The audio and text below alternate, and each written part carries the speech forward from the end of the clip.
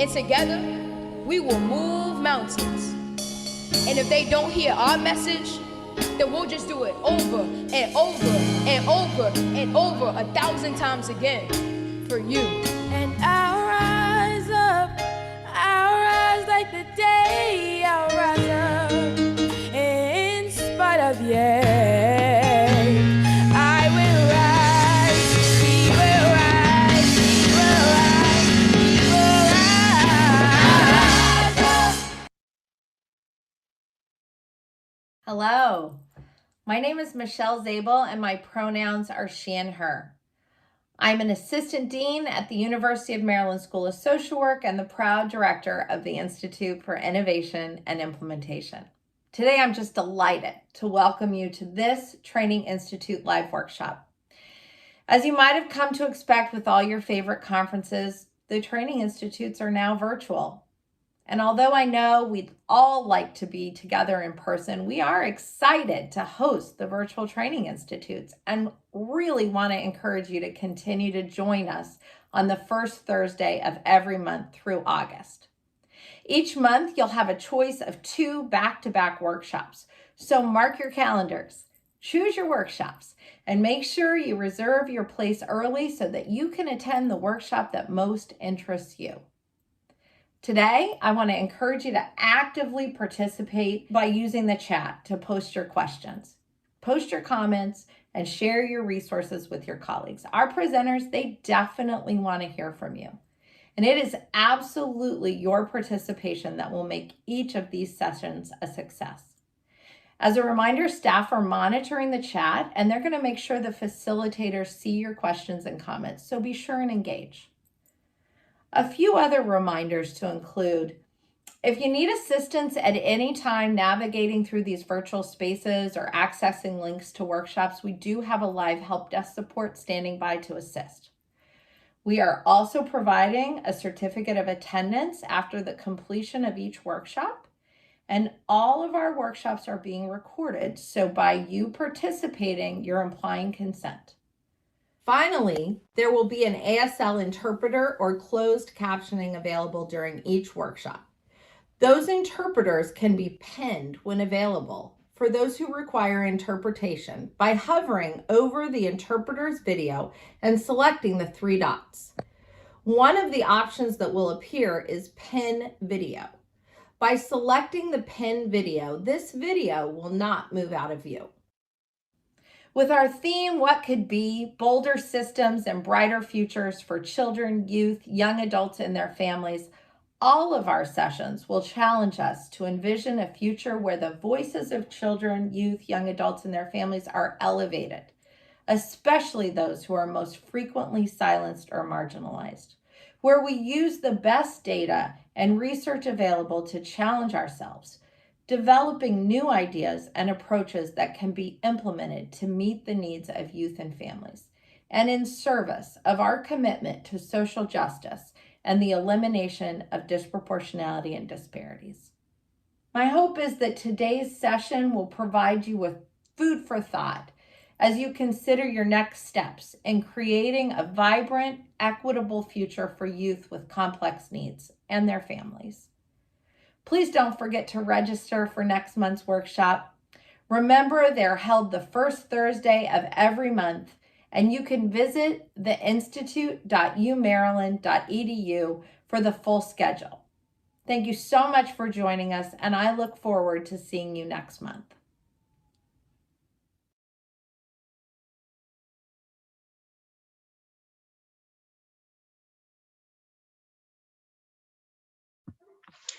Welcome. This afternoon's session focuses on strategies to support high-fidelity implementation of early childhood evidence-based practices in community settings, which sometimes is as challenging as saying that title is. But I am incredibly lucky this afternoon to call on a number of colleagues across the nation to be able to speak to different evidence-based practices and join me in this presentation today. The first is Amanda Costello from the University of Delaware, Ashley Farringer from our own Institute for Innovation and Implementation, Stacey Brown, who's the Director of Programs and Research at the Family Tree, and John Paul Abner, who is professor at Milligan University and also PCIT International Global Trainer. I will serve as MC and really just orient us to the topic. My name is Kate Sweeney-Wasserman, and I'm the Program Director for our PEAK Parent, Infant, and Early Childhood work here at the School of Social Work. Our objectives for the next hour and a half are to give an overview of different strategies, looking at implementation and sustainability of evidence-based practices within community settings, including embedding services within primary care, schools, outpatient mental health, clinics, and home-based services. And of course, all within the context of what that's meant for providers and families of receiving services throughout the course of this past year. Highlighting successful techniques to increase the ability of clinicians to remain faithful to fidelity standards after initial training. So what happens when the evidence-based practices move from the lab into the community setting where we know it's best to reach families and children. And we'll discuss that work through really exploring 3 different kind of gold standard EBPs for early childhood, PCIT or parent-child interaction therapy, attachment-based biobehavioral catchup, and pyramid model, each of which has unique applications within family serving settings throughout communities. And we'll focus on attention to fidelity within the model and what that means for providers during this time. Just to spend another minute or two to orient us to this topic, I assume that many of you are familiar with this acronym of infant and early childhood mental health if you were called to register to this webinar. But to get us on the same page, one of the common elements that you will that will be clear as we discuss each of these different evidence-based practices is really the idea of removing the sort of naughty label of the child that is having a challenging behavior and really seeking an opportunity to both see the child before the behavior, to focus on adult interactions with that child, and to really scaffold and teach new skills for both that child and adult, be them caregiver or classroom provider. And we'll talk about those themes throughout. And again, some common elements within early childhood evidence-based practices as the field grows more and more, and early childhood catches up in a lot of ways with our mental health colleagues focusing on school age and adolescent children in the field of evidence-based practices. Our bucket is getting a little bit larger, and some common themes across those different models are outlined here, and I'll just take a minute to explore them with you. It's really, again, as I said on the previous slide, delineating behavior from diagnosis and really trying to understand what the infant or toddler or young child, what skills are needed to support the removal of behavior. So seeing the child before the behavior. All of these practices are going to talk about dyadic and family interactions, really removing the idea of the child as the sole and individual patient. Myself having the opportunity to have years of both embedded and clinic-based work, you really never take a young child into the work themselves. It's all about context and really joining the family and providers in the work. And a lot of this work is really adult dependent and dyad focused, and you'll see that as each of them are described. Really the theme of considering the context of the environment on a young child's presentation and behavior, it's really sort of not only informative of making sense of the presentation or the behavior, but also often the solution is found in environmental fixes as well. A lot of this work has been supported by brain science that has really legitimized what was sort of previously seen as sort of the soft field of attachment work, and that a lot of this has really either intentionally spoken to trauma-informed approaches, and you'll hear that theme throughout the rest of the afternoon. And a lot of the work, while the child might be the identified patient or target of the work, a lot of the clinicians or coaches or providers' time is really around supporting caregivers to understand their own history and how that contributes to their parenting or their response to a child in their classroom, and specific behavioral strategies. So what does the child need? How do I help them co-regulate in this moment and not just respond punitively or in an exacerbated way to these behaviors. So just some themes to invite you to watch for as we spend some time deeper in each of these EBPs throughout the rest of this afternoon. And one thing to consider when choosing an evidence-based practice for your own community setting is, to think about EBPs that include a varied workforce. And you'll hear that today. There are some that are really designed to support sort of top tier, licensed clinicians working with kids and families. There are others that are able to use like a peer or coach model and the different, benefits and drivers of those things. Thinking also about tiered approaches, so different points of entry that are going to be supportive. Oftentimes, when there's a family or a child with significant behavioral or clinical concerns, it's not which EBP, but it's what would the sort of coupling of EBPs look like if we were able to sort of first address this and then this. So it's not comparing different models, but really just what is the family or the child most ready for, or the setting most ready for. Considering intensity of need, as I said, different points of entry. So is it really about parent coaching? Is it really about reducing significantly defined behaviors? What's going to be the hook for that particular case? And then what are the different requirements around duration of service, location of service, which you'll hear described this afternoon as well. Considering the existing capacity of your workforce. I think there's been initially when the field of EBPs, especially in early childhood, was emerging, you saw a lot of providers sort of try to collect, a number of different certificates to be able to deliver many. And I think now there's sort of, a balancing back from that, really thinking about how do I really deeply dive into this this practice and understand it well, and you'll hear that discussed as well. And then what are the specific needs within either your class, like school or community setting, or larger, the geographical need that you're seeing. What do we already have and we can build on it, and what are we missing? So thinking about it both from an individual provider's perspective and then also from a community perspective. Those are just some themes to sort of wet your whistle as we think about these practices, and then we're really going to explore them through diving into each of the topics, first of which is PCIT. Excellent. I am excited to come to y'all today and talk about parent-child interaction therapy. So we'll go next. Kate, if you can go to the next slide, please. So parent-child interaction therapy is a therapeutic intervention that's typically conducted with the family and a therapist. So this is a very intense intervention, as Kate was talking about, the idea that some interventions are sort of global while others are more intensive tiers. PCIT is definitely an intensive tier. One of the things that PCIT is very unique about is that our goal is to help the parent or caregiver become the therapeutic agent in the life of the child. And so rather than considering it as a parenting class, we consider it as that we are training the parent or caregiver in some very specific therapeutic skills that are going to engage the child and help them grow in attachment, as well as grow in their ability to listen and follow directions and self-regulate their own behavior.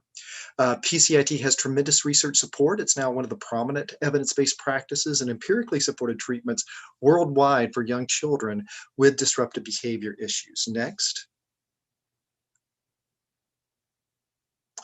So our target population in PCIT is we are looking for children ages 2 to 7 years old. Our toddler adaptation goes down to 12 months, and we're looking at either primary disruptive behavior problems such as oppositional defiant disorder or ADHD, or secondary disruptive behavior problems where you have disruptive behavior problems that are secondary to autism, secondary to trauma, secondary to anything from learning disabilities to just problematic parenting interaction in the household. We are looking at clinically significant behaviors. So this is a therapy that is used for children who may have gone through some other situations beforehand. We're also looking at a receptive language of at least 2 years old, and it helps to have parents with an IQ above 75. It's not required, but it helps. We'll go next.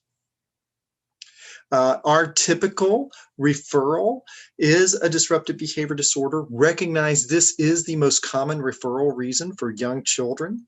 It affects as many as about 1 in 6 kids in America, and it's associated with pervasive impairment. Essentially, if you have a 3-year-old who's being kicked out of their preschool, it is very likely that that same child is going to experience expulsion in the elementary school or high school.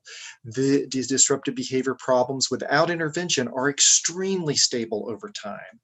And one of the reasons why I, who quite honestly am more of an adolescent interventionist, spend a lot of my time working with children ages 2 to 7, is that you can have such an impact intervening at a young age. If I'm working with a child who has significant disruptive behavior problems at age 4, I can work with their parent or caregiver, help them to learn skills that are going to help the child attach more strongly to the parent and to learn behavior that's going to be more successful in their life. If I get that same kid as a 15 or 16 in an inpatient unit, my possibilities for success are greatly reduced. We'll go next slide.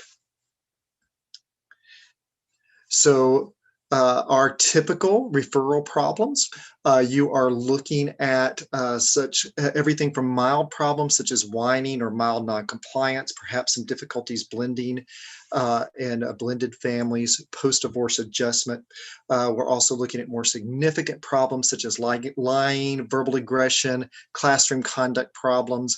Most of y'all on this call know that the most likely time that a child is to be expelled in their academic experience is in preschool. And in PCIT, it's very common for us to see kids who've been expelled from 1 or 2 or 3 preschools.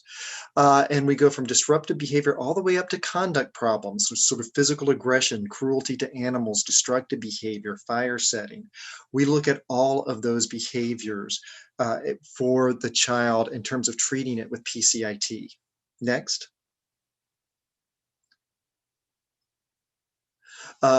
PCIT has been found to be very effective. It's one of 4 mental health models. It's currently initially being cleared by the Administration for Children and Families for the Family First Clearinghouse, also rated by the California Evidence-Based Clearinghouse as a well-supported intervention.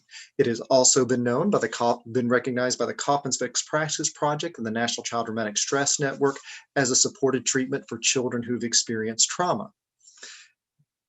It has also been named as one of the 2 well-supported and efficacious treatments for child maltreatment by the U.S. Department of Justice. So, one of the things that makes PCIT very special, and this is one of the things that you are going to see in some of the other treatments, but one of the things that we do that is very special is that we do both behavioral assessment every session, and then we use that behavioral assessment to shape our coaching goals. And what this does, it allows the therapist to really understand the parent-child interaction. If you are a therapist, you know that there are times when a parent will say, oh yes, I'm very positive with my child, or I spend a lot of time with my child.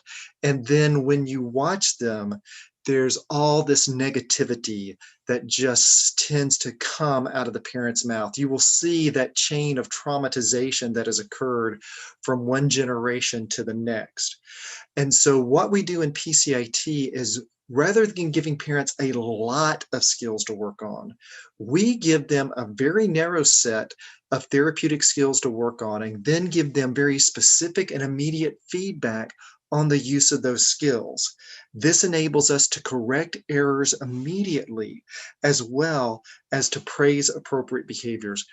Quite honestly, one of the things that I hear from my parents in community mental health frequently is they will say something along the lines of, yeah, I got to go to my therapist today so they can tell me everything that I'm doing wrong with my kid. And what we do in PCIT is we spend a lot of time telling parents what they are doing right. We teach the skills, and then when they engage in those skills, we let our parents know that they are engaging in those skills well, and then we note the impact that is having on the parent-child interaction. And so we spend 20 to 30 minutes of each session involved in live coaching. If it's one parent, if it's two parents, we're going to spend about 40 minutes involved in each session doing that coaching. And many of y'all have had this experience as well if you are a therapist. If you are a therapist, you have been working with a parent. Doesn't take much interaction to understand that you see some problems that the parent is having with their child, and you go on and identify that and give them some suggestions on how to change that. And then they come back into the office the next week and they say, yeah, I tried that, it didn't work.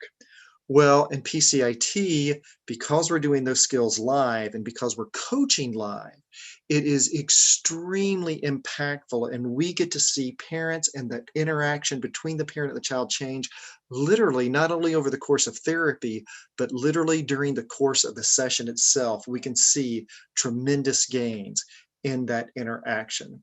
Next slide. So ideally, in the ideal world, we do have some equipment in PCIT that's very helpful. We like to be behind a one-way mirror or behind the screen, so to speak, to communicate with the parent through a bug in the ear method as we coach. And this is very helpful in working with the parent and the child because the therapist isn't even in the room itself, and it helps the parent and the child's interaction bond themselves. Next. So we are going to skip this slide in the interest of time. All this being said, that PCIT has a tremendous effect size. And when you look at the difference, when you look at the impact that stimulants have upon ADHD behavior, PCIT has roughly about 1.5 times that on disruptive behavior. And one of the things that I get really excited about is this particular slide, because the slide that we sort of rushed through was looking at lab research. This is looking at community-based research. And in Oregon, where they have Lori Theodorou and her team has got a wonderful PCIT dissemination project. They looked at parents and families who had gone through PCIT. And what they found is that in the real life community setting, parents who went through and met graduation criteria of PCIT had an effect size of 1.64. And for those of y'all who don't do stats, that is a stinking big effect size and shows dramatic changes in the lives of these children. But more excitingly, parents and children who only attended 4 or more sessions, but they didn't graduate, they didn't complete the treatment, still had an effect size of 0.72, which is actually more than the effects of stimulant medications on disruptive oppositional behavior. So very exciting to see those kind of really strong effect sizes in research in community settings. Next. So how do we support fidelity? Well, we support fidelity through our training. PCIT training is actually quite intense. It entails 40 hours of training and 24 hours of consultation following that up. And treatment fidelity is built into the model. PCIT is a fairly protocol-driven model, and we literally have fidelity checklists every session for the therapist to follow. Next. Fidelity is also supported in the workforce. I think probably the biggest factor you have to think about in terms of helping agencies promote fidelity is weekly therapy sessions. And for some of y'all who are coming from states where you have very well-funded community mental health agencies, though you don't know it, you think, oh, weekly therapy sessions. Of course, everybody gets weekly therapy sessions. In my home state of Tennessee, most agency therapists have a caseload of about 200 people, and they are lucky to see their clients once a month. And so when we promote evidence-based therapies, we have to carve out weekly therapy times for them to be able to see that. We also having good technology is always very helpful. And PCIT is really best done with 2 people rather than 1 therapist. And so that co-therapy support can be quite helpful. We will move on to the next. When you're looking as far as what type of fidelity supports help with community settings, really helpful to create a PCIT culture in the agency. One of the biggest things that we find is people often do not refer young children for mental health services. And so just creating that referral network for young children is extremely important. One of the most important things I've done in trainings is I meet with the folks who do the initial screening, so they won't tell people, oh, we don't see kids under 7. And so creating that referral network is huge. I also think it's really helpful to train within agency trainers to help with sustainability. Also helpful at a state level to get preferential payment systems involved. Next. Finally, as far as supports that are helpful for families, transportation is a huge issue in rural communities, and so anything that you can do to help with transportation. Also, helping families get access to childcare is huge in terms of helping them to be able to focus on their children during the session, and particularly in these days of COVID during online sessions. Educational resources are very important. We have education resources for parents at www.pcit.org. We also have a Pocket PCIT that is a helpful resource for parents. And of course, in a COVID world, having good internet is extremely important for parents. And we know that a lot of times our most vulnerable populations do not have good access to internet and Wi-Fi. So I want to take just a couple minutes of your time to show you a brief video vignette, because when you think about how COVID has impacted PCIT delivery, COVID has been, one of the things that's interesting about PCIT is because we typically coach out of the room, there's not much difference between being 5 minutes away and being 5 miles away. So with that, I want to show global trainer, Dr. Emma Gerard, and she is going to be coaching here with our trainer, Kate Bennett, and her son, Sawyer. I can tell you've been doing your homework, focusing on those labeled phrases. Go ahead and continue to play, and I'm just going to give you a couple of labelings of what skills are being used. Should be like, I'm not sure. should these be things that like spray out water or something? That's a good idea. It looks almost like we're making a water park. You had a nice praise and then gave a teaching statement there. All right, I'm going to pull these back apart. Good describing your own play. What should I make with these?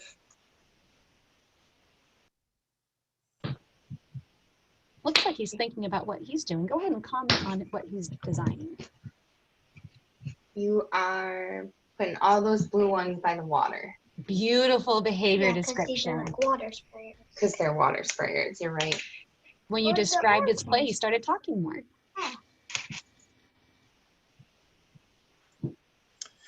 So as you watch, you will see Dr. Gerard make comments on Kate's skills. Now you're making a water park. Great reflecting his speech. All right, I'm going to put the purple ones with the blue ones and the orange ones. And you are putting a blue one on the yellow one.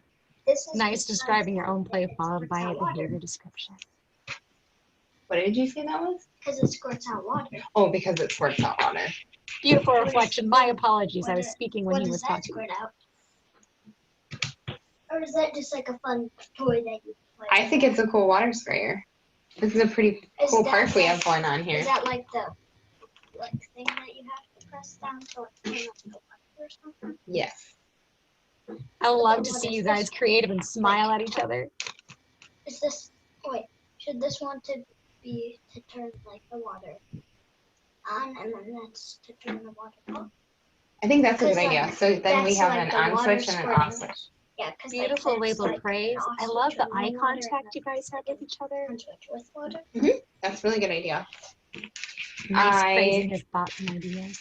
Like that you are figuring out how to make the water park have a whole bunch of things where the water comes out.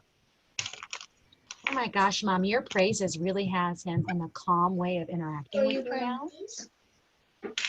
Yes, I am playing with these, but I'm using them to add to the water park. Oh, I love how you reflected his speech and then talked about how you were going to I'm use gonna the use toy. these blue ones.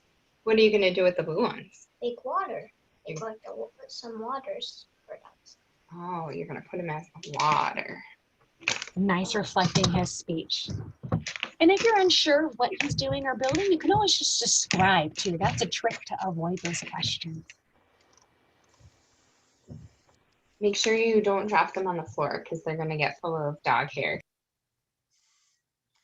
All right, and so hopefully in that vignette, one of the things that you can see is you see the coach being very positive about the skills that the parent is displaying and really encouraging that warmth and some of those attachment-seeking behaviors with parent and child.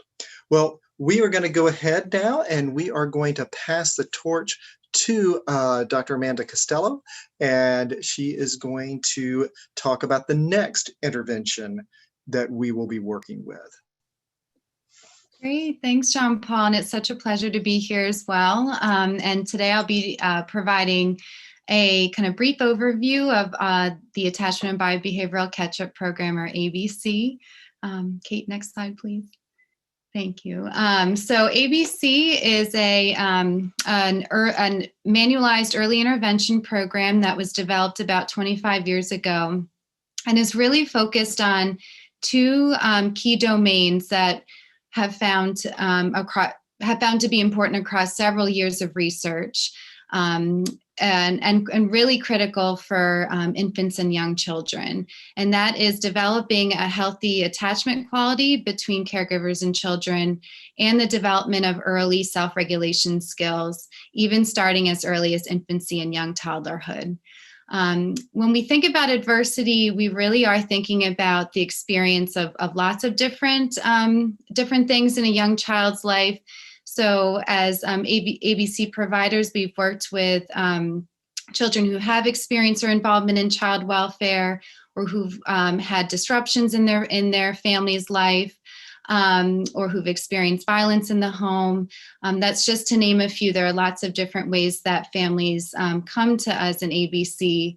But what we really know is that this development of a healthy attachment and those self-regulation skills are just so critically important, even at this really young age. Next slide, please. So what ABC really does then is aims to strengthen and improve those attachment relationships and self-regulation for children who are pretty young. So we work with caregivers and their children ages 6 months to 4 years, because we know that these systems are really critically developing even at that young age, and that there are often large leaps in development in these early months and years in a child's life. ABC is a shorter term program. So it's a 10-session program that's typically delivered in the home. What we'll talk about a little bit more is that, of course, we've pivoted, just like all home-based interventions and clinic-based interventions in the last year, and have moved a lot of our sessions to telehealth. But it is typically a home-based intervention, and it is a family-based intervention as well. And so we encourage at least a primary caregiver and their child to attend all sessions of ABC. But because we're working with families in their home, really do encourage any other caregivers or children who are present to be a part of ABC sessions. And so our goal is really to be right in the environment of the family, and supporting caregivers and their children as they're responding in sensitive, nurturing ways. There are kind of two things that we focus on across the 10 sessions of ABC. One is that parents engage with an ABC provider, we call them parent coaches, in an evidence-based parenting education. And so what we are, so we have different topics and themes across the 10 weeks of intervention. We have different activities and discussion points that caregivers will talk about with their parent coach. But what we really think is the most important part of the program, similar to PCIT, is that parent coaches deliver strengths-focused, real-time feedback to caregivers as they're interacting with their child across those 10 sessions. And really is starting as the first couple of minutes of that first session, we are supporting our parent coaches in making frequent strengths-focused commenting, to really be kind of like John Paul said, pointing out what caregivers are already doing right. Because a lot of times they do come to ABC not having had that experience. And so we're really there to support them in gaining that competence and confidence over time. Next, please. So in ABC, we really are we align with a precision home visiting approach. So we're prioritizing really three main things in our intervention, and three different domains that have found to be positively influencing a healthy attachment development and self-regulation. So first in ABC, we prioritize caregivers nurturing their child when they're in distress. And as like Kate had said, like really being that strong co-regulator for young children as they're trying to figure out their world and going through such a critical period of development. We also encourage and support caregivers in following their child's lead during calm moments, so during moments of play or as they're exploring their world. So really helping them not only kind of interact with their world and understand it, learn more about it, but be a responsive figure who is building that confidence in children and really showing them that your ideas matter, the things that you're interested in, you want to do, are important. And then finally, we support caregivers in avoiding more frightening and intrusive behaviors. And as difficult as that can feel sometimes, especially during moments of stress or with a history of stress, learning ways to and talking through ways to avoid kind of responding in that manner. Next, please. So ABC, like I said, is kind of delivered in two different ways. What we think is the most important is through these in the moment comments is what we call them. So this is that real-time coaching feedback that parent coaches make throughout the entirety of each ABC session. So when coaches are working with families, they really are giving this feedback that's very descriptive and very specific about what the caregiver is doing and why that's so important. And we're deliberate in the way that we have this feedback given to caregivers because we want these ideas to be memorable and to be meaningful, especially by the end of the 10 sessions in ABC. So here's an example of three different kinds of things that parent coaches can say to caregivers in session. So the first is that a coach can describe what the caregiver is doing. So for example, you could say, oh, when he fell, you picked him right back up. Caregivers can also label the intervention target. So in this example would be, that's a great example of nurturance. And then also parent coaches can provide a research-based outcome to kind of put into context why responding, even in these tiny ways that I think are so easy to miss as a parent, really pointing out why that is so important and how that's going to positively impact not only their child's development, but their relationship with their child as well. So for example, a coach could say that will help him learn to trust others as he gets older. And we will support parent coaches in making lots of these comments throughout all 10 weeks of ABC. So sessions are typically 1 hour long and we'll support coaches in holding steady that commenting throughout the entire hour-long session across the 10 weeks of the program. The majority of the in-the-moment comments that coaches make are strengths-focused. We do have other commenting strategies, we call them advanced comments, that are options or strategies that coaches can use to help kind of change parent behavior, support parents in responding in more nurturing and following ways. So for example, a coach could say, oh, she looks upset, you could try picking her up and holding her. And when we're thinking about fidelity to ABC, what we've looked at in research in our lab is that when coaches have made more frequent and more high quality comments, it's actually resulted in more positive parent behavior change. so that it has impacted parents responding in more following ways with their children, and then decreasing more intrusive behaviors. So we really find that this commenting is the active ingredient, or the way that we measure fidelity to the program. Next, please. And then just briefly, as I said, ABC is a manualized intervention program that has kind of a set topics and discussion and activities throughout the 10 sessions. So this is just an outline of what coaches and caregivers are talking about and working on throughout those 10 sessions. So as you can see in kind of the first 4 sessions, we're really focused on providing nurturance and following the child's lead. Then we start to get into some more areas of avoiding those intrusive and frightening behaviors.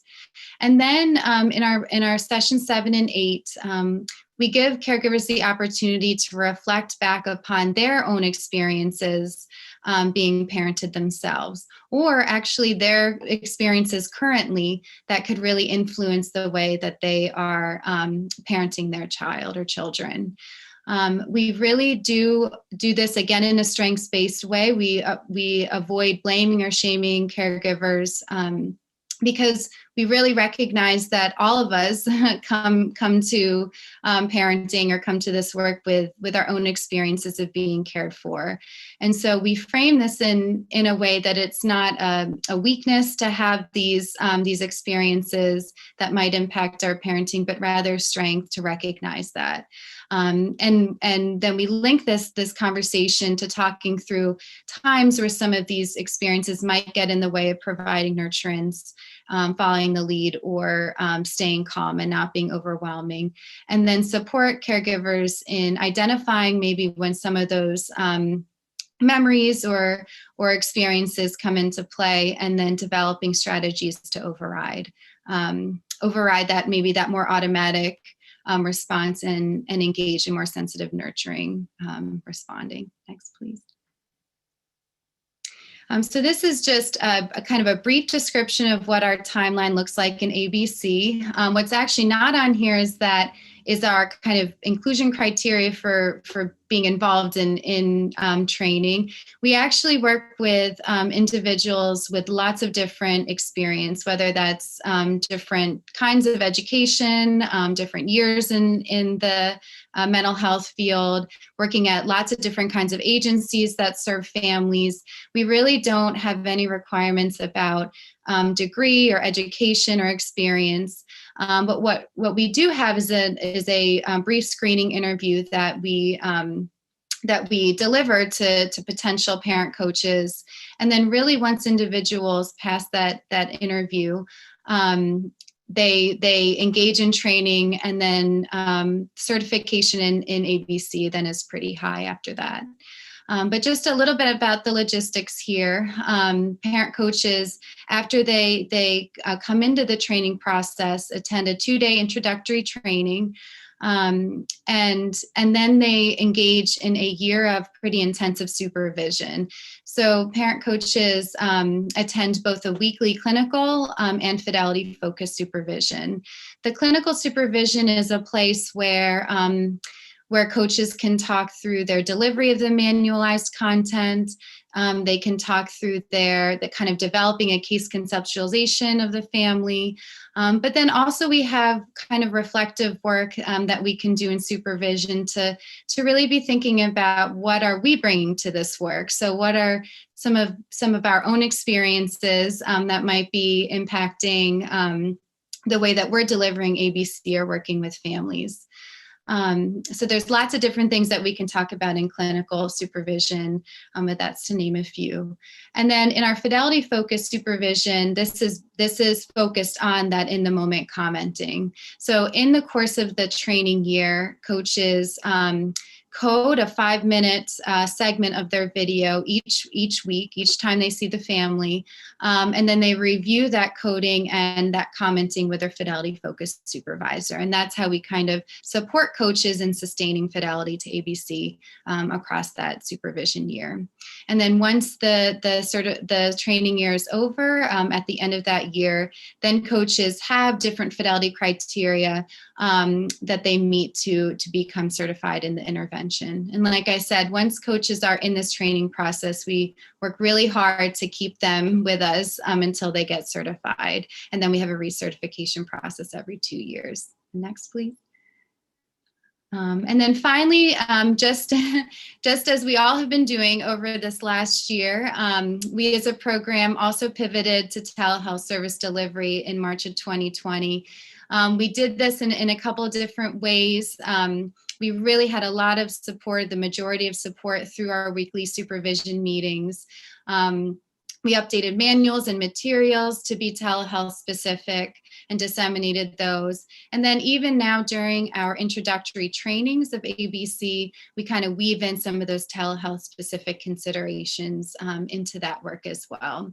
And what's really exciting is that we've looked at this kind of some preliminary fidelity data and outcomes data and found that in this last year, ABC parent coaches are maintaining high fidelity to the model.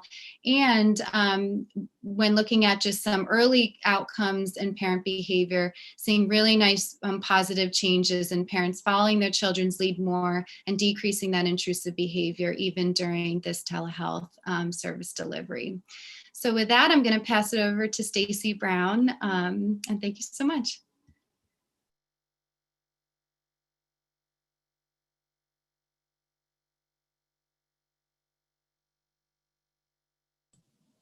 Well, I guess it would help if I unmuted myself, but I'm going to talk about local implementation at the family tree. But first, I need to tell you a little bit about the family tree to put it all in context. Next slide. The family tree is Maryland's Child Abuse Prevention Agency. What that means is all of our programs really seek to prevent child abuse by increasing protective factors. Those protective factors include parental resilience, social connections, concrete supports, knowledge of parenting and child development, and also social and emotional competence of parents and children. But I could spend a lot of time explaining everything that we do, but I think this video would do a much better job. And so if we could cue the video. So much beauty, so much life, so much purpose. Arms outstretched as if to say, come. Come feel safe, come feel loved. And yet, it's what's underneath that truly makes the tree what it is. The network of roots, the connective tissue that feeds the solace and sanctuary. The Family Tree offers programs at over 30 different community locations in all 24 counties throughout Maryland, allowing us to reach over 22,000 people through our parenting education classes, home visiting services, 24-hour parenting helpline, and training seminars. With every person we serve, like Nikita and Amor, who benefits from our programs at the Sherman Family Center and dozens of other community locations throughout Maryland, families are brought closer and foundations are made stronger so that children can be safe and thrive. Just like the families who are making incredible strides in Brooklyn. As we continue to expand our roots from one family to another, we build a more stable community and a more resilient society, which in turn begets more stability, more resilience, growing and nourishing strong families. Come feel the power of community roots. Come experience how every time we turn misunderstanding into understanding, every time division takes a backseat to unity, we all grow stronger from the ground up. The Family Tree's roots are strong because of each one of you in this room. Our supporters, volunteers, and staff make our life-changing work possible.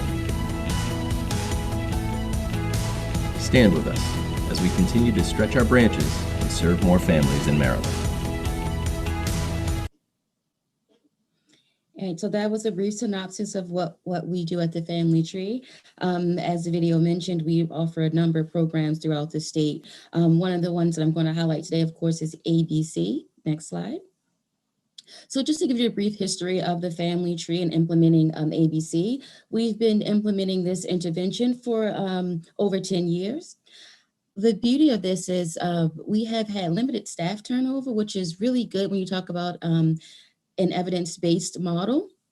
Um, Throughout the over 10 years, we've only had 2 staff people. So that really speaks well to the way that the parent coaches really like the model and appreciate the model and see the change that happens with families. At the family tree, we are approved for ages 6 to 8 months. I know Amanda mentioned that it actually goes to 4 years, but we are actually approved for children aged 6 months to 4 months old. Next slide.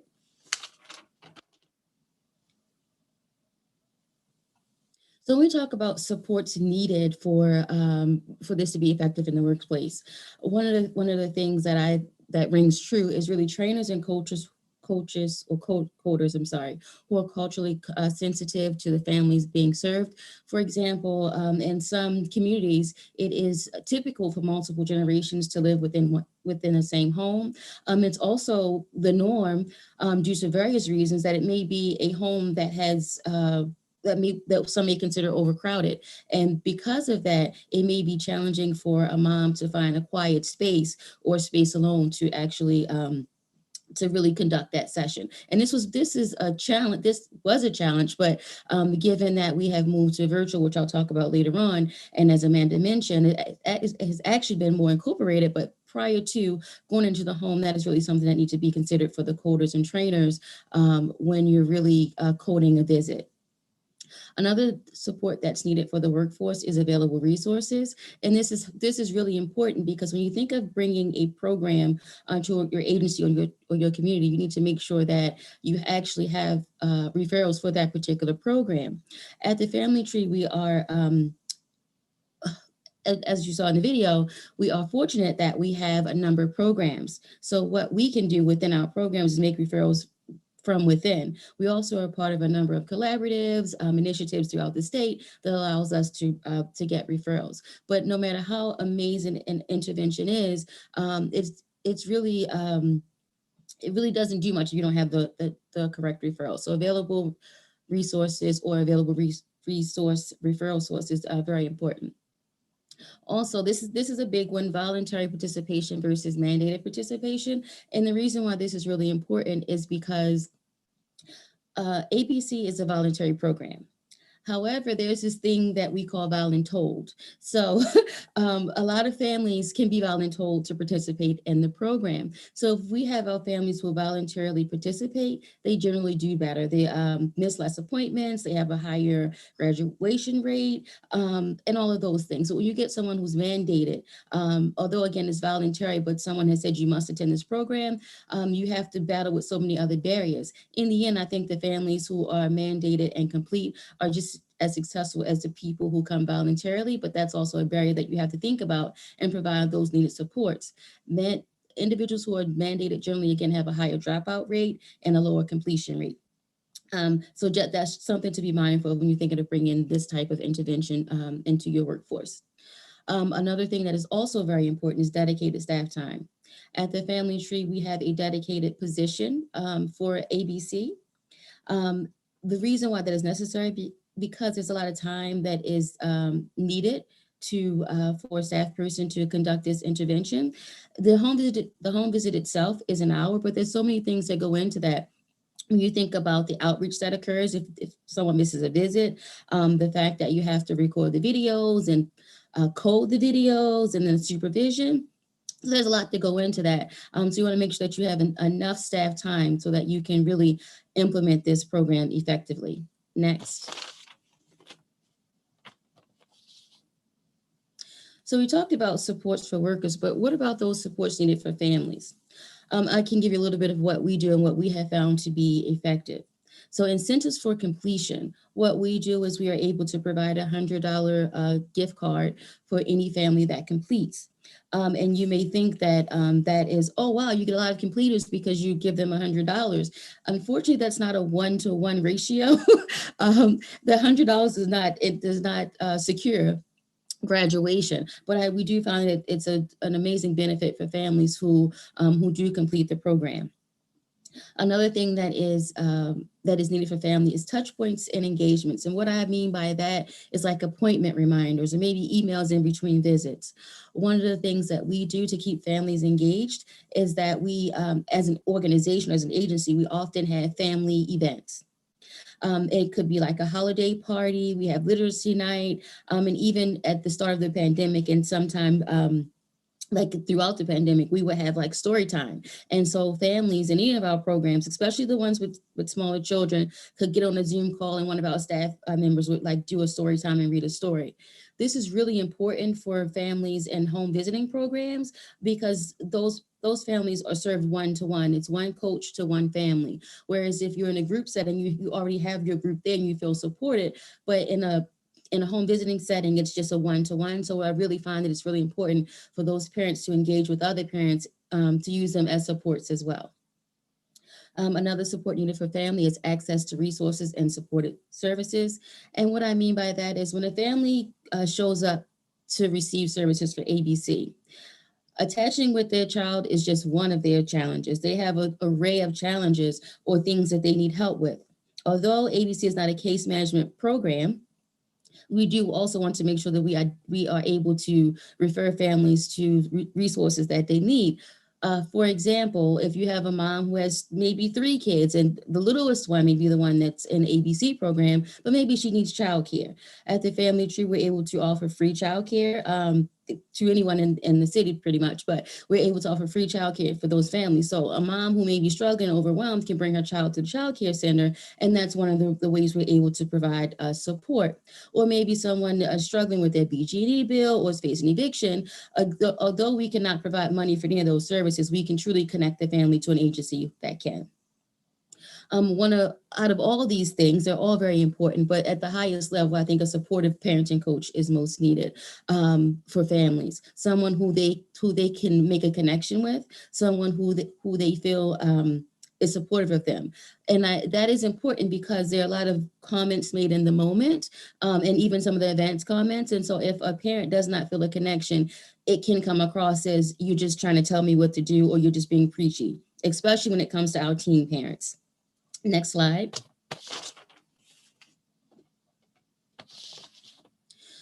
So when we think about how COVID has impacted almost everything that we do, it has certainly also impacted ABC. And as Amanda mentioned, in ABC, we now have tele-ABC where the visits are offered virtually. That in itself posed some challenges. There were truly some pros and some cons. So some of the pros was that families were much more available once we went virtual. I don't know if everyone was at that place, they were just tired of being in the house, needed someone else to talk to, but it worked in our benefit. But at any rate, so we found that with televisits, the attendance rate has increased for home visits. One of the challenges is technology. As John Paul mentioned, sometimes the struggle with technology, maybe someone does not have data on their phone, or they may not have access to Wi-Fi, or they may not have a computer, or they may have to use their phone. So that goes into the very next bullet there about how camera angles are very important. So we learned a valuable lesson in this time, one that we didn't ever consider, and that's camera angles are important. So oftentimes families don't have a computer, they'll use their phone. And so we've learned that we have to, within the first session, really teach the parent how to angle their camera, because it's best to get a view of the entire room or as much as you can, because as you can imagine with the little one, they're rolling all around doing all of these different things. And so we need to be able to catch all of that. So we spend a lot of time teaching the parent up front how to angle the camera so that we can see the entire room and all of the interactions. One of the things in ABC is that there are a number of materials that we have to give to families. When we were in person, we would just bring those with us during the visit and we would utilize those materials then. Well, we're in a COVID environment and all visits are virtual. So what we do now is prior to a visit, maybe a day before or a few days before, we'll contact the family and say, hey, this is needed for our next session. We're going to drop it off, and we drop it off on the doorstep and the parent picks it up. And so that way they have it for our next scheduled visit. One of the challenges of tele ABC is, was not challenges, but it's something that has become more challenging. It's doing the montage video.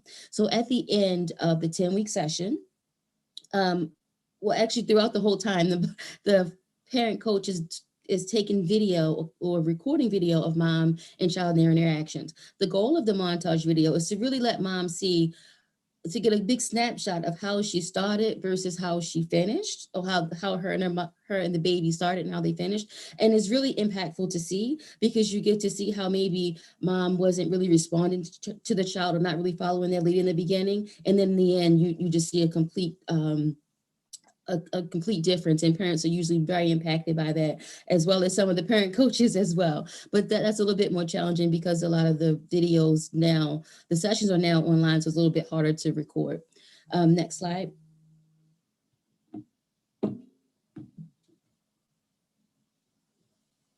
So I'm going to talk about a success story. This is Janet's story. Of course, her name was changed to protect her privacy, but we'll call her Janet. Janet was a single mom in her mid-20s. She came to us when her child was about 6 months old. Janet suffered from depression, had very limited family support. As a symptom of her depression, she generally had a bleak outlook on life and felt that she didn't really connect with her child. Reluctantly, she agreed to participate in ABC, and she did. She was able to complete the 10 sessions. It was not without its challenges. She did complete all 10 sessions, but there were missed sessions, outreach that happened. But in the end, she was able to complete the sessions. During the visits, after being in this for a while and realizing that we were really going to work with her, she began to open up and really talk about some of her goals, some of the goals for her child, and what she wanted to do. Well, she talked about owning a bakery, and also really just becoming more connected with her child. So once all the sessions were done with Janet, she saw the montage video. When she saw the video, she could not even believe it. She really was taken aback by her own growth. She cried tears of joy, and she was really excited to see her progress. So, we thought that was an amazing win. However, about 8 or 9 months later, we got a call from Janet, and she wanted to let us know that the family tree really saved her life. Unbeknownst to us, she was really at a bad place, and she talked about how she thought of committed suicide before, but because someone was there and we showed up and helped her connect with her child, that she was so grateful that she was really able to turn her life around, and that she really felt that the parent coach really motivated her. Well, again, I thought that was a great win, but to really top it all off, she said that the parent coach only motivated her to really become more connected with her child. She even motivated her to open up a bakery. So Janet now owns a bakery, and she always credits ABC to her growth. So I thought that was an amazing story. So with that, I am going to transition to Ashley so that she can talk about the National Pyramid Model. Thank you, Stacy. And what a lovely story. That really brought me joy hearing that. So I'm going to talk to you all about the pyramid model for social emotional competence in infants and young children. Now, compared to the other models that we've talked about today, this is a framework, whereas I would see some ABC and PCIT as potentially programs that might fit into this framework for supporting the social emotional development of children.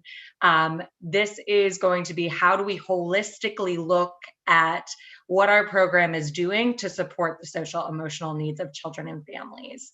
So we know that social emotional development and mental health are foundational to all other areas of growth and development in young children. And as such, it's really important for any early childhood program and agency to utilize evidence-based practices to support the healthy social emotional development of young children and families. And the COVID-19 pandemic has only intensified this need for families. As programs reopen or continue to provide services, this is something that we really need to be thinking about so that we can really meet the needs of children and families that we partner with. Next. So what is the pyramid model? If you've never heard of it before, this is what it looks like. It is an evidence-based framework for promoting promoting and supporting infant and early childhood mental health and social emotional development. And the pyramid model takes a tiered public health approach to providing universal supports to all children to promote wellness. And you can see that that's the blue at the bottom. And this includes supports in building healthy relationships and creating high quality supportive environments. And these are things that all children need to have healthy social emotional development. Then it looks at targeted supports for children who exhibit some social emotional delays and are maybe at risk for needing behavioral intervention. And so we're doing that secondary prevention to give them the skills they need before we need to jump in with tertiary intervention, which is individualized interventions for children who have more intense behavioral needs. All of this is supported by an effective workforce that understands social emotional development, what are key milestones, understands that behavior is communication, and we have to understand that communication in order to support children. And understand why it's important to even focus on social emotional development. And this effective workforce also talks about the policies that are in place in early childhood agencies and settings that make sure that this is at the forefront of what we're doing. And the pyramid model is utilized in many diverse settings across family and center-based childcare settings, Head Start, public pre-K, Part C early intervention, and home visiting. And just a little bit of where the model comes from. The pyramid model was developed in the early 2000s by two nationally funded research and training centers. One, the Center for the Social Emotional Foundations for Early Learning, or SEFEL. So some of you may recognize that SEFEL acronym. For a long time, the model would be referred to as that, even though it has always been the pyramid. That has always been the structure, the framework for what we're doing. And the Technical Assistance Center on Social Emotional Intervention for Young Children. And over the past 15 years, the model has grown from this novel training of best practices in preschool classrooms to a program-wide framework that can be applied to, like we said, many early childhood settings to support the needs of all children and families.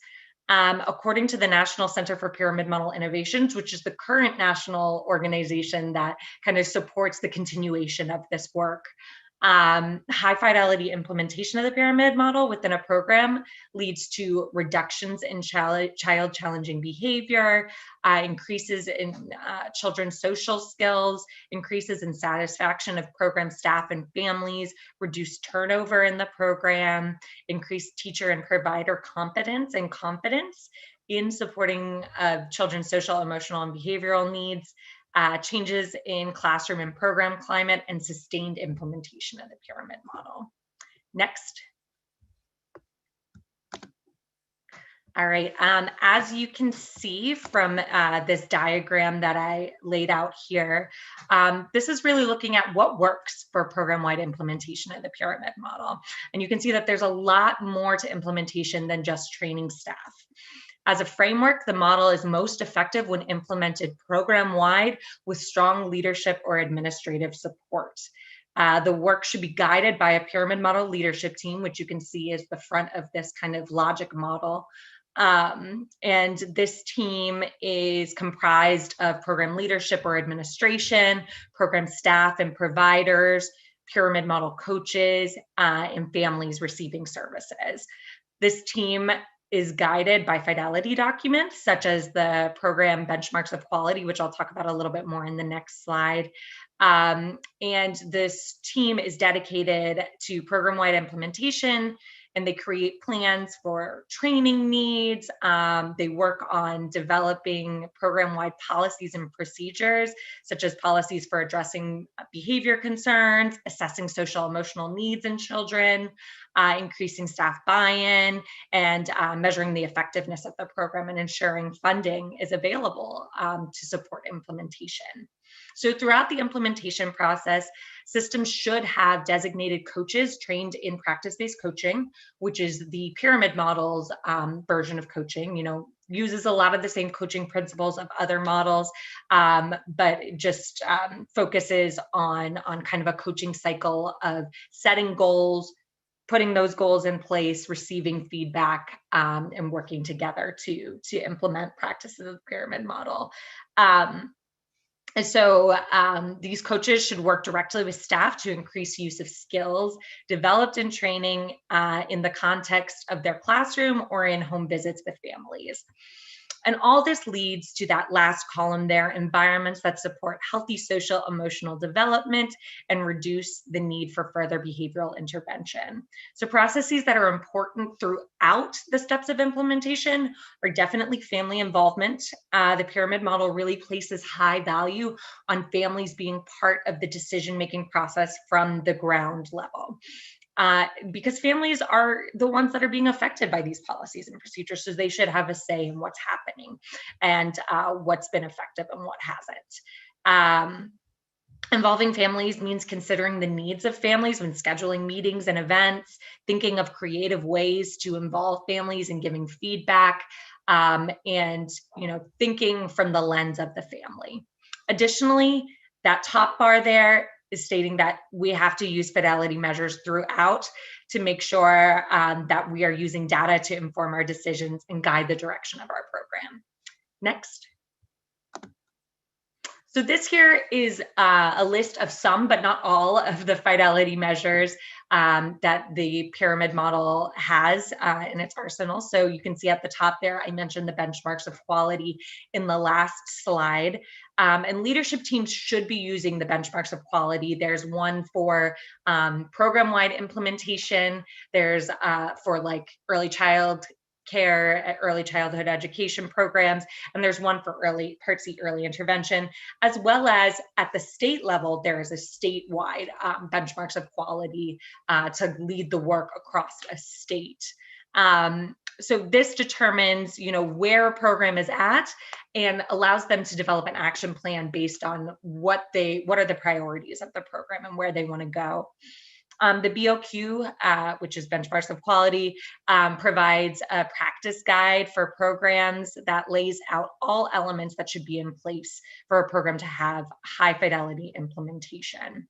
So some of the other things on there, oftentimes when you're implementing the pyramid model, the first step is that training piece, even though it's much more than that. So you need an arsenal of trainers that can reliably give this model, whether that's internal to a program or if it's independent trainers throughout the state. They need continuing training support and some way to evaluate the effectiveness of their training so that everyone is getting the same high quality training. And the other tools here are more individualized tools for supporting use of skills in the context of the provider. So the TPOT, which is the Teaching Pyramid Observation Tool, and the Tippy Toes, they all have fun little names, of course, which stands for the Teaching Pyramid Infant and Toddler Observation Scale. These are classroom measures. One of them is for preschool classrooms and one of them is for infants and toddlers classrooms. And these measures literally take the training content and put it into what does this look like if I'm doing these practices in the classroom. Each has about 13 sections and indicators that looks at the different tiers of the pyramid model. What are they doing to build relationships? What are they doing to keep structure in the classroom and routines? What are they doing to teach social emotional skills? And what are the behavior procedures and policies in place? And so the TPOT can be used to set, this is an observation tool. So an observer would go in, sit in the classroom, mark their scores, and it can be used to set individual goals or group coaching goals if you're doing aggregate data. And it can be used to help develop PD in areas that need improvement. So it can be used on a program-wide basis. Now, the early intervention pyramid model or pyramid practices fidelity instrument, or the EBP. This is kind of a similar tool to the TPOT and the Tippy Toes, but this is particularly for use with Part C early intervention providers. This tool is relatively new, and it's given early intervention providers the ability to assess where they're at with addressing the social emotional concerns of families that they partner with, and create individual coaching goals to support their continued capacity building in the pyramid model. One tool that I did not put on this list, but that is a tool that could be used in early childhood education programs or pre-K programs, would be the Behavior Incident Report System, or the BIRS. And this is an in-depth data tool that takes a close look at individual teacher behavior reports. reports. And this helps track behavior throughout the day, and not just those big things that get a child maybe sent to the principal's office or something like that, which is what we're trying to eliminate, but just the behavior that has to be addressed throughout the day. And the BERS is a good tool for measuring the effectiveness of the pyramid model on reducing challenging behaviors. And it also includes demographic information about the children that are in the reports, including data on children's race, which can help programs analyze and address any existing implicit biases in behavior management procedures. So this can be a really great tool to help programs in that area. Next slide. So I would also like to give a personal story, an example of what this looks like in practice. So I'm going to share Harford County's example. Harford County is a county in Maryland. It's just north of Baltimore City in Baltimore County. This is a program that about 3 years ago, the director of Birth to 5 programs, at the time, I believe she was the director of early childhood special education in Harford County Public Schools, decided that she, with her team, was going to use grant funding to make the pyramid model an integral part of Harford County public pre-K programs. This journey started with training for all pre-K teachers and paraeducators, and you can see these pictures on the slide to show some of the make and takes and activities that teachers did to implement the practices into their classrooms. So pre-K teachers and paraeducators were included, and the inclusion of paraeducators from the start was something that came from the leadership and something that is extremely important since paraeducators are often responsible for small group social emotional education and behavior management during large group activities. So it was really great that they were included in the training process. So the team in Harford County knew that from the start, that implementation would not be possible without continuous coaching. And so that was there from the beginning. It was not a one and done training. They wanted to give this opportunity for their teachers to have coaching in the pyramid model. On top of that, they wanted to be able to build sustainability. And so they looked at their teams and looked at school psychologists, counselors, support teachers, itinerant teachers, and were able to select a few to be trained in the teapot, use of the teapot, and in practice-based coaching or just general coaching practices to be able to support that internally. And coaches have described the positive impact of coaching on teachers' use of pyramid model practices in the classroom, and also as just a positive way to provide teachers with more support, which allows them to feel more capable in their classrooms. So that was the start of this, and really things started small and they expanded. And we've expanded our work into kindergarten classrooms, into Part C early intervention, and now community providers as well. And all of this, in summary, what the success has really come from this being a locally driven model led by local leadership. So next slide. And finally, just to close things up, have to talk about the COVID context. Unfortunately, just that due to the intense demands of virtual and/or hybrid learning models and pre-K programs, some pyramid model work has been halted during the pandemic. However, as schools and childcare programs return to in-person services or hybrid models, there has been large recognition of the need to start with the foundational pieces of the pyramid model to support children and families in this big transition. We really need to focus on going back to the basics now more than ever, including focusing on those relationships, making sure children feel safe and secure, and increased routines and structure and reminders for rules to set children up for success. Interestingly, during the pandemic in early intervention services, we've actually seen an increase in program-wide implementation efforts. Programs have not really stopped work. They've, like ABC and PCIT, they've shifted to doing virtual sessions with families. And as programs have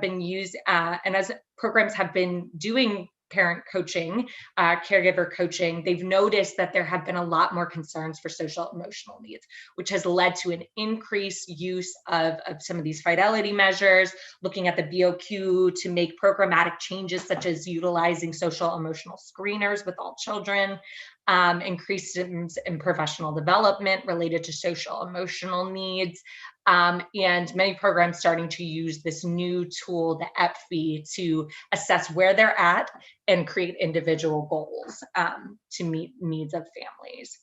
So thank you very much. I'm going to pass it to Kate, who's going to just pull it all together before we do our question and answer.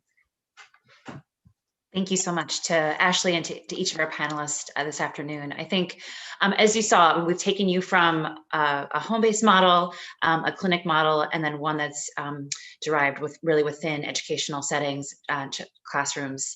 And some common themes have been the need to sort of really support adults in the workforce to both regulate, but also really understand what children might need in the moment and shape their responses. I'm going to pass it on to Angelique, who's going to take a look at what the chat has been discussing throughout the course of this conversation, and invite you all, as Michelle said in our opening video, this is really not about us presenting the content that we know, but really about the sort of conversation that we hope happens within the next 10 minutes. So please feel free to type more in the chat as we discuss. Okay, so we have two main questions that I want to address. The first one is for John Paul. Is there any help or funding assistance available for organizations seeking to implement PCIT, which do not already have a one-way mirror, space, or money to install one? Or are there alternative delivery methods which are possible?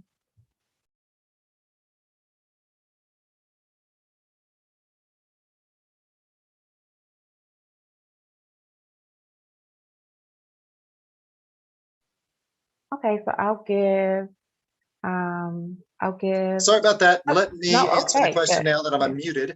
So anyway, it was a beautiful answer that I'll never be able to recapture again.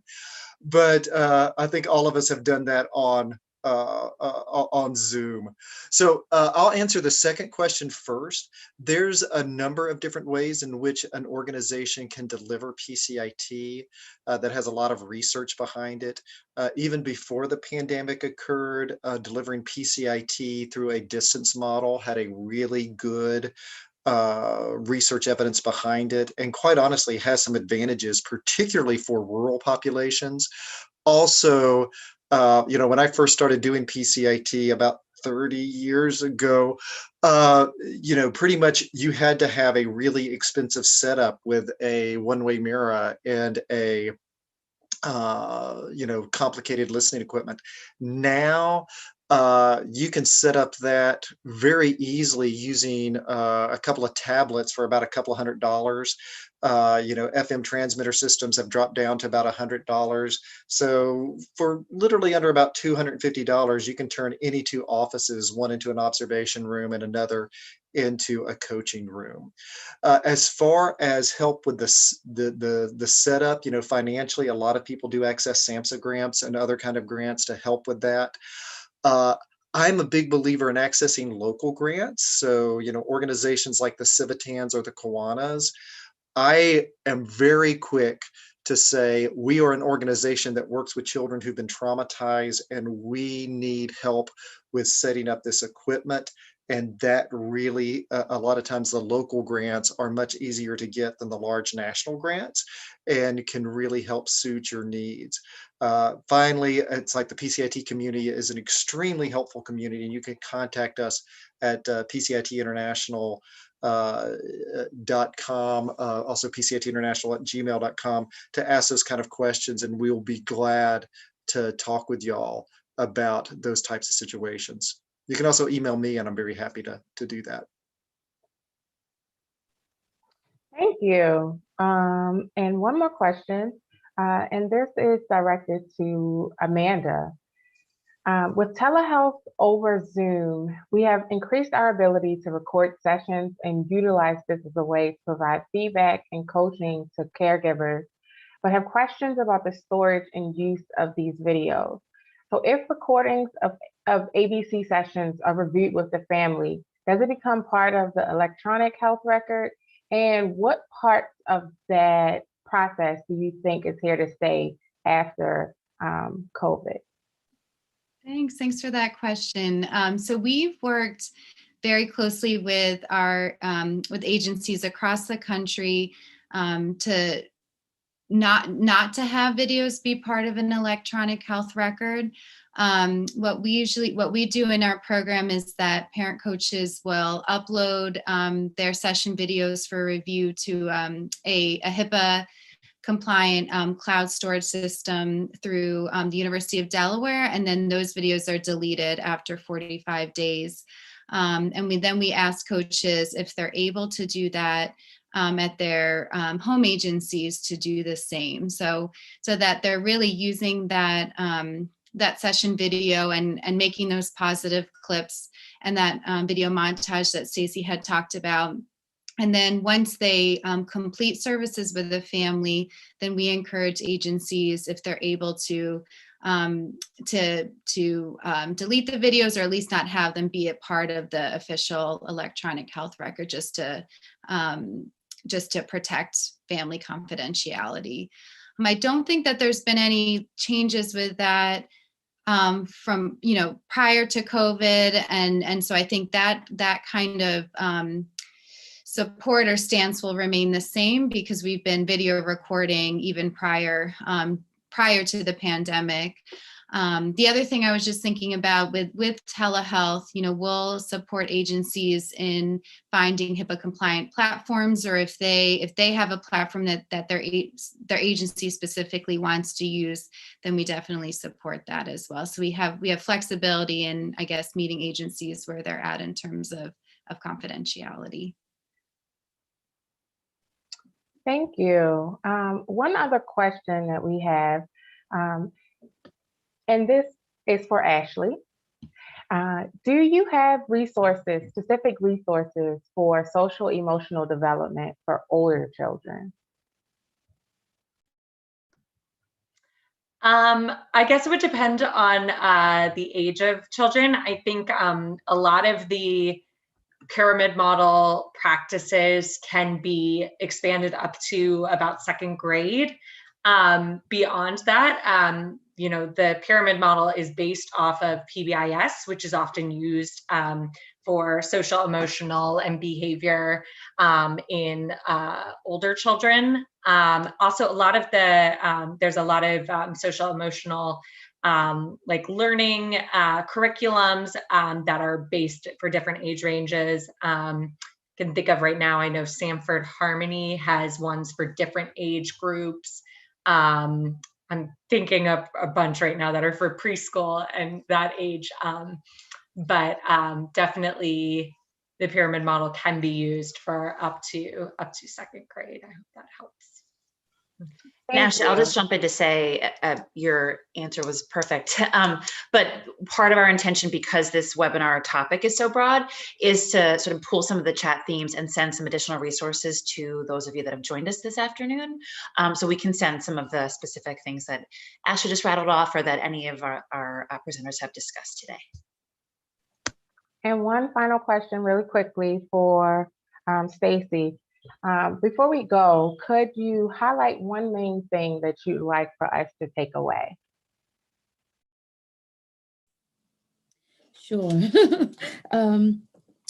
I think that one good takeaway, one takeaway I would say, well, there's a few.